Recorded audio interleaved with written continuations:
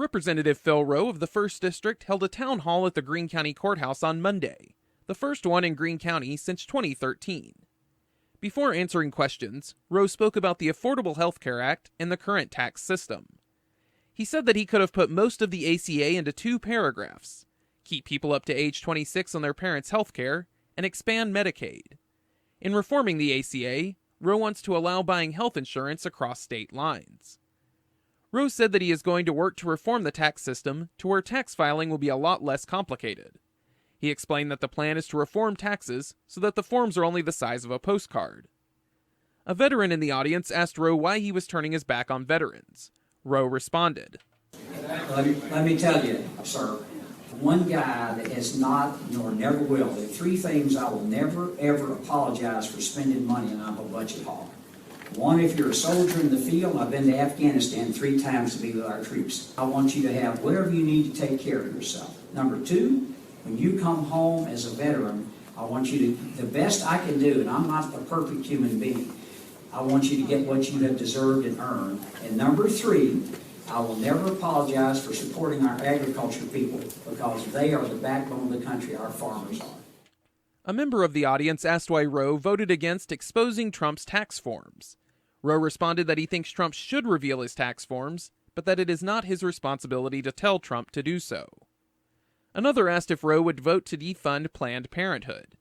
Rowe explained that if it is defunded, they would put the money into federally funded health clinics, including the one in Greeneville.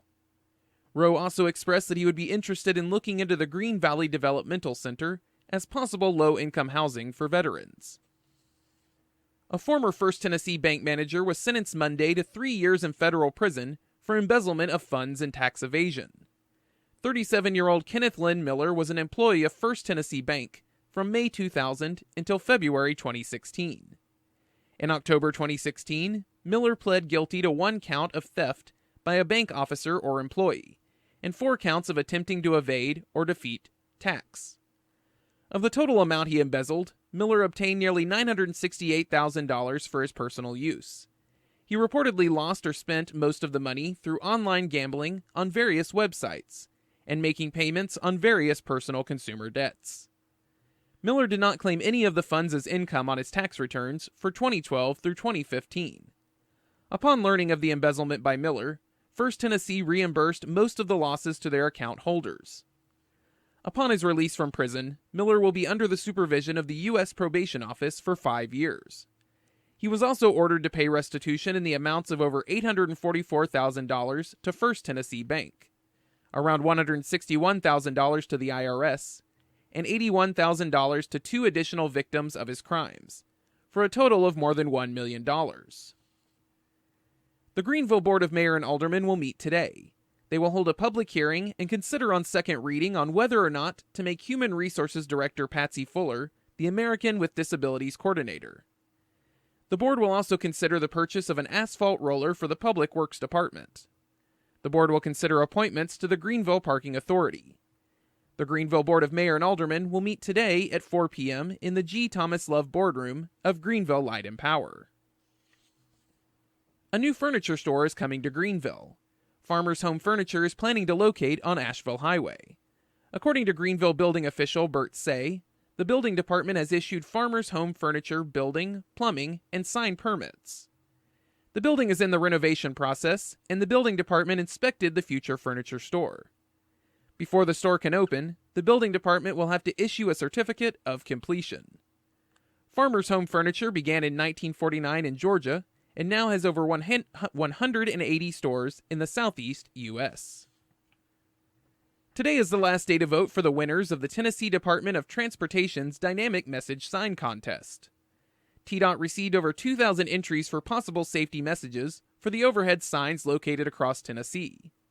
The entries were narrowed down to the top 15 messages that cover safety issues, such as distracted driving, seatbelt usage, impaired driving, speeding, and aggressive driving. Visit tn.gov/tdot and click the circle next to your favorite message. The winning messages will be posted online the following week and will be placed in rotation to run on the overhead dynamic message signs statewide throughout the year. Some of the entries were modified slightly to fit guidelines for the signs.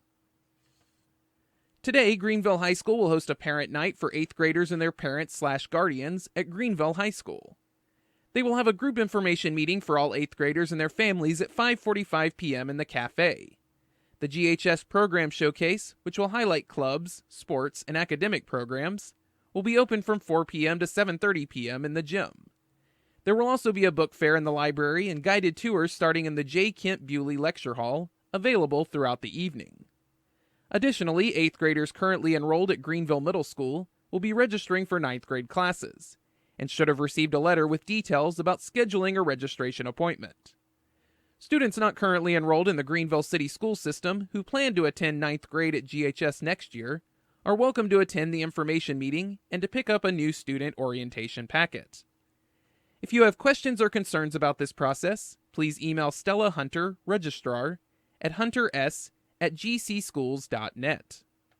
For more on our news, visit our webpage at greeneville.com and sign up for our mobile news alerts by texting the word news to 59457. With a look at your world of sports, I'm Jim Miller. For the first time since 2010, the ETSU men's basketball team will play in the NCAA tournament. The Bucks defeated UNC Greensboro 79-74 in the Southern Conference Tournament Championship game Monday night in Asheville. The Bucks will be making their 10th appearance in the NCAA tournament and their first since 2010 when they lost to top-seeded Kentucky in the first round. ETSU is 2-10 all-time in the NCAA tournament. They defeated Florida State in 1968 and Arizona in 1992. The South Green Lady Rebels open up defense of their TSSAA Class A State Girls Basketball Championship Thursday night when they face Pickett County in the quarterfinal round. Lady Rebels are making their third straight trip to Murfreesboro and come into the state tournament with a 32-4 record. Pickett County finished 30-2 in the regular season and was eliminated by the Lady Rebels in last year's quarterfinals. Coverage of the Lady Rebels will begin Thursday night at 6 o'clock with a 1-hour pregame show, followed by tip-off at 7 o'clock on AM 1340 WGRV and 103.1 FM WIKQ. The semifinals will be played Friday, and the championship game will be Saturday from the Murphy Center on the Middle Tennessee State University campus. The Vols are preparing to face Georgia in their SEC tournament opener Thursday afternoon in Nashville. The Vols are the 9th seed in the tournament with an 8-10 conference record. They will face a Georgia squad that finished in 8th place at 9-9 in the league. The teams met once during the regular season, and the Bulldogs won 76-75 at Thompson-Boling Arena back on February 11th. The SEC tournament begins Wednesday with 2 first-round games. LSU and Mississippi State will meet at 7 o'clock, followed by Auburn and Missouri at 9 o'clock Wednesday night.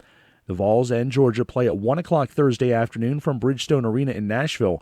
Coverage will start at 12:30 on 103.1 FM WIKQ, and the winner will face top-seeded Kentucky in the quarterfinals on Friday. With a look at your world of sports, I'm Jim Miller.